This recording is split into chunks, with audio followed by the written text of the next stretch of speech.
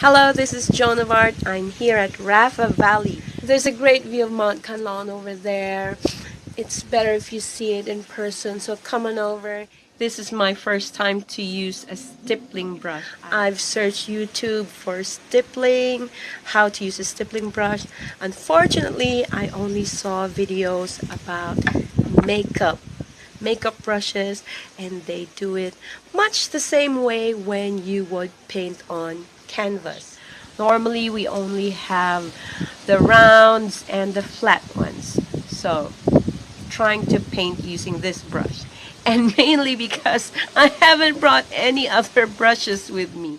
So first let us put some paint on our palette. We're getting some paint here, and with this motion, this is a buffing motion, so that's buffing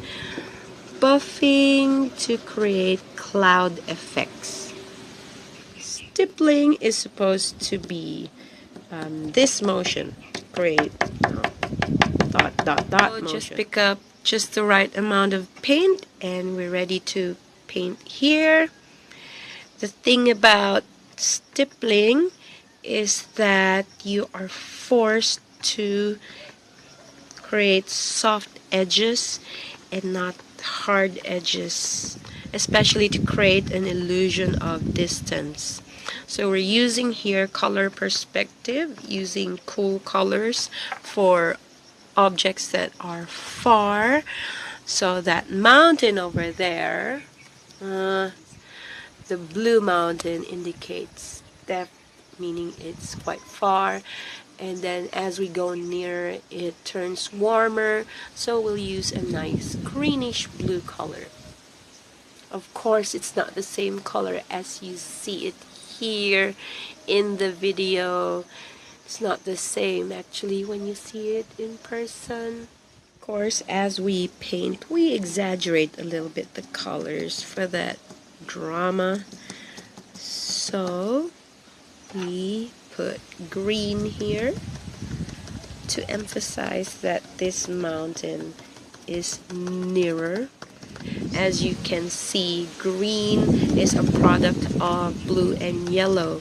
So there's yellow already, making it look a little bit nearer because of the warm yellow color. Use the buffing stroke to cover a large area.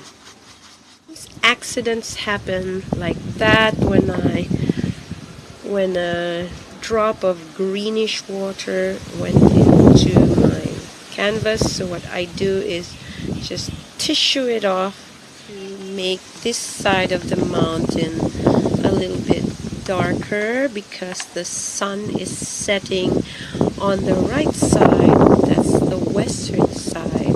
Lighter green because it catches the reflection of the sun. So let's lighten this side of the mountain by making the green a little bit warmer.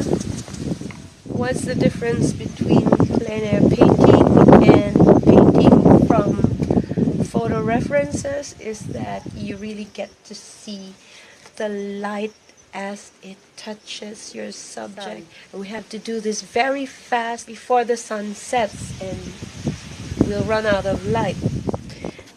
This is my first time to use this kind of brush. Look. Because I noticed that the earth around here is red. Just spread it here to create patches of brown or reddish earth. Beautiful sunset, and we're running out of light, and our painting is almost done. Okay, the sun has set and I'm officially done with my alla prima plein air painting. Let's see this in a better light. This is Joan of Art here at Rapha Valley, and bye bye for now. Here is the finished product. And a bonus painting inspired by the pineapples of this place.